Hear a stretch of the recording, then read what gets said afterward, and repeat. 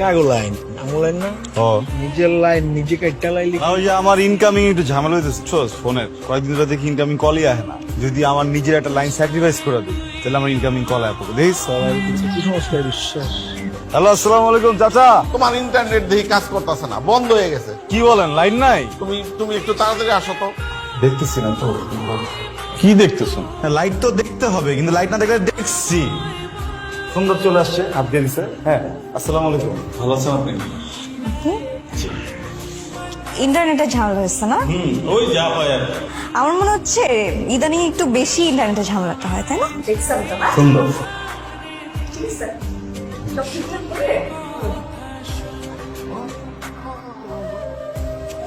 খুব আমার বাসায় ঘুরঘুর করা হচ্ছে না? কি মনে করছেন আমি কিছু বুঝি না? আপনি চেনেন আমার বাবাকে? আমার বাবা যেমন খুব ভদ্র মানুষ, আবার খুব কড়া মানুষ। সে যদি জানতে পারে যে আপনি আমার পিছিয়ে এভাবে ঘুরঘুর করতেছেন, খবর করে দিয়ে বলতে পারেন। আপনি কি চান না যে আমি আপনার বাসায় যাই? অবশ্যই চাই না যে আপনি আমার বাসায় যাবেন। আপনি আমার বাসায় কেন যাবেন? দেখেন, ভালোভাবে বলতেছি, বুঝলে বুঝবেন, আর যদি না বুঝেন তাহলে আমি 999 কল করব।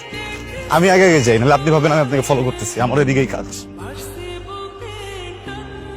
তুই এগুলো না বাদ দে সব, তোর এই মুহূর্তে ব্যবসায় মনোযোগী হওয়া উচিত। মানুষ ফোন দিলে ফোনে পায় না।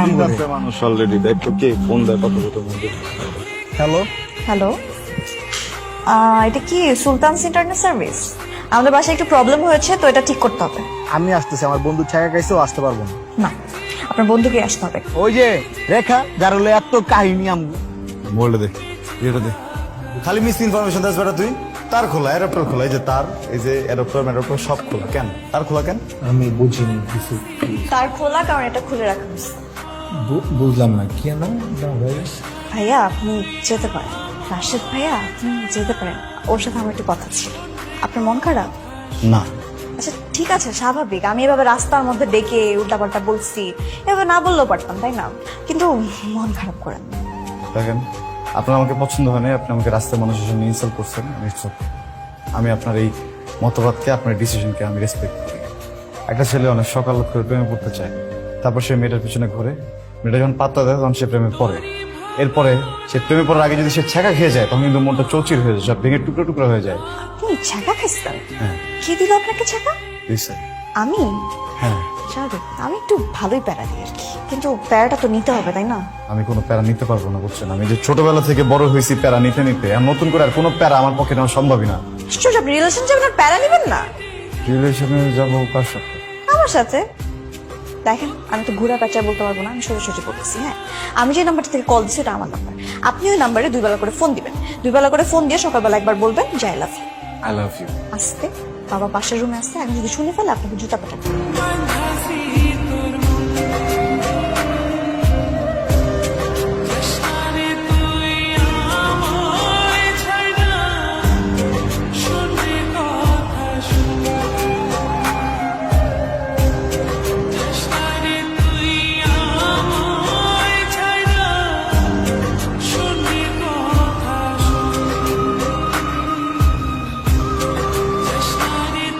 এই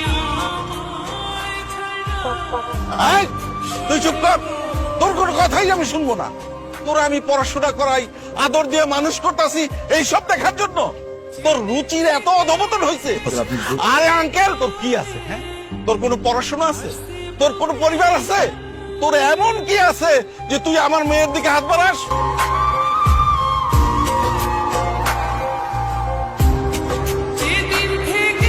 ও ফ্রড করছে আমার সঙ্গে। আমি বলি আমার বন্ধুর ছেলের সঙ্গে তোর বিয়ার সম্পর্ক হয়েছে।